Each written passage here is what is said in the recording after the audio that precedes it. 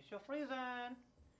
Mr. Friesen, you're gazing into the distance. Sorry. You're supposed to be practicing. Please, continue. You know, we're all Oh, come on. Just don't, no excuse, no excuses. Please play. Okay.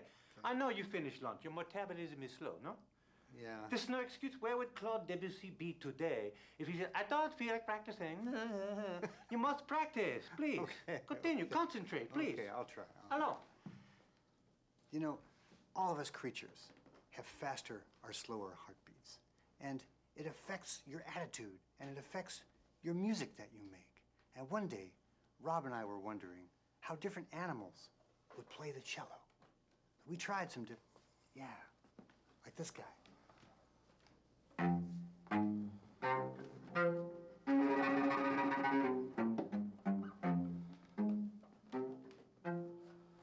We tried all kinds of different animals. Mr. Friesen, we'd like you to try the squirrel now, please. Let's see this.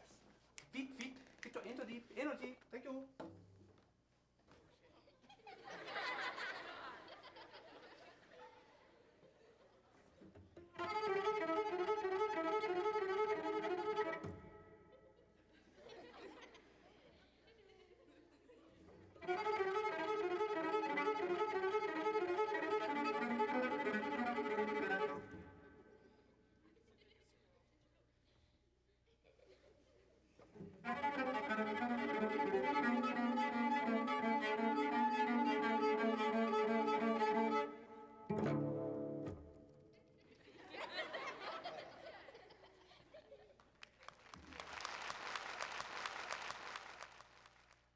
The cello is a beautiful instrument just to look at.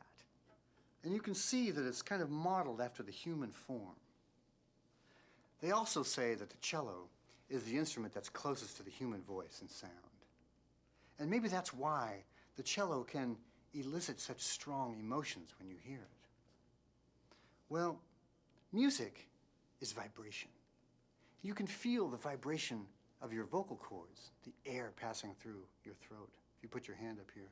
On the cello, the vibration happens with these strings. When I pluck that string and set it to vibrate, those vibrations pass through the bridge of the instrument onto this soft pine plate on top, bounces around through this reverberating body of hardwood, usually maple, and comes out through the F-holes. The shape of that box, what it's made of, gives the cello its distinctive sound. But I brought another instrument to show you. This is an electric cello. And you'll see that this instrument doesn't have a reverberating body at all. Instead, the vibrations come from the bridge into a wire. And so the vibration, the sound of the instrument, is processed electronically. And we can make it sound any way we choose. It can sound big.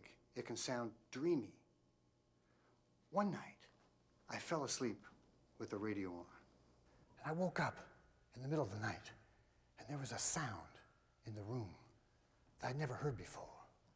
And I found, drew my attention, like very little else does. It seemed to vibrate my rib cage, similar like a fine cello would. I listened to the end because I was captivated, and it turned out to be the sound of a whale. And I decided right then, in the middle of the night, I've got to go meet a whale. So I did. Before too long, I went to Mexico, to a place where the gray whales come to give birth to their baby whale calves. And it was a sparkling morning. We actually spent a week there. But I'll never forget the first morning. A beautiful, cloudless day. The sea was sparkling all around us. And we've been told that we would see whales because, don't forget, they're not fish. They're mammals. They breathe air like we do. So they have to come up to the surface to breathe. And before too long, sure enough, way off in the distance, a great mother whale came up to the surface of the water. And with a great spray, she let loose the old air in her lungs, took in fresh air and disappeared. So we were kind of thinking that over, wondering where she would come up next, or some other whale, when we were totally stunned to see a mother gray whale come up right next to our little boat. She came up so close, I could have reached out and touched her. But she came up in such a way with her huge bowling ball of whale eye right next to the boat.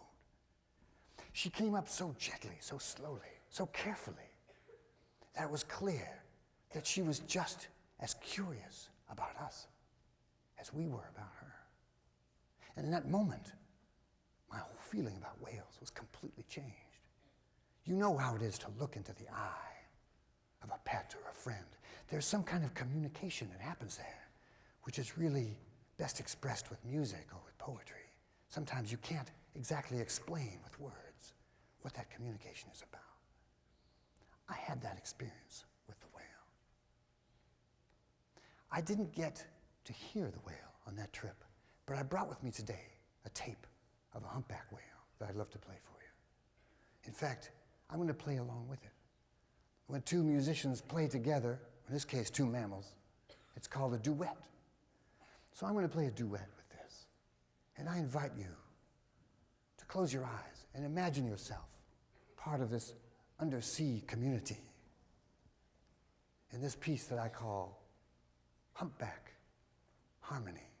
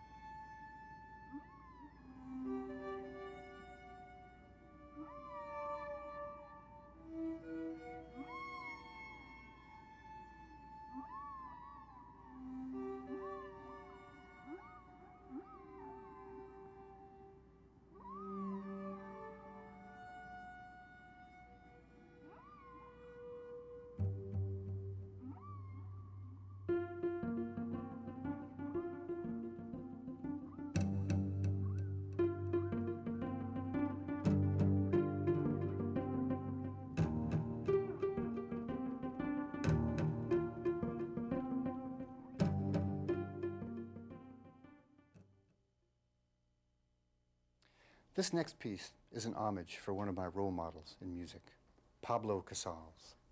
Pablo Casals was not only a great cellist, but he was a great human being. He lived to be an old, old man. He was 97 when he died. And at the end of his life, he was nearly crippled with arthritis. He learned to begin his day by playing a musical instrument, because there, in the process of playing, there was yet another kind of change, of transformation that worked for him. As he played, his body would begin to open up. And at the end of his music session, he was limber enough to go about his day's activities with a lot more comfort. In his last years, music became even more important to him as a way of tying together his mind, his soul, and his body. I call this piece For Pablo.